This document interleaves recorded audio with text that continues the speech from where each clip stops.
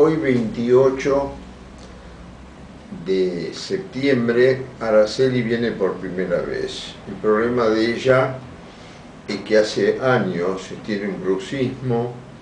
Cuando la reviso tiene 2 o 3 cosas que son propias del sistema nervioso, aparte del bruxismo. Tiene un temblor fino en la mano derecha, tiene dismetría cuando pone el dedo en una prueba que va a tocar con los ojos cerrados, pone el dedo fuera de la punta de la nariz y lo fue con las 2 manos.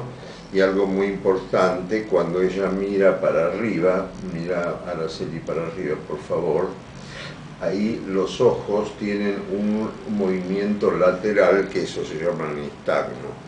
Esto, el movimiento, la dismetría, el temblor, no tiene nada que ver con la dentadura, pero sí es una alteración del sistema nervioso central, cosa que corrobora nuestros hallazgos que el bruxismo es una alteración del sistema nervioso central.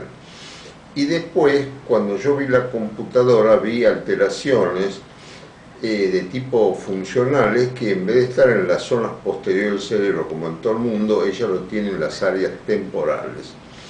Y cuando le pregunté, y vos me contestás, ¿viste a alguien, alguna vez viste a alguna persona por primera vez y te pareció que lo habías visto antes? Sí.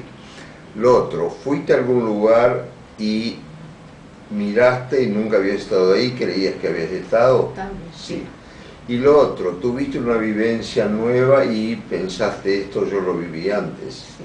Bueno, ese es el famoso déjà vu que yo había visto en la computadora. Luego de verlo en la computadora le vine a preguntar y efectivamente confirman lo que vimos en la computadora. Así que ahora lo que cabe es instalar el tratamiento para esta alteración y pienso que Araceli va a andar muy bien como han ido otras personas. Muchas gracias. Gracias a usted, doctor.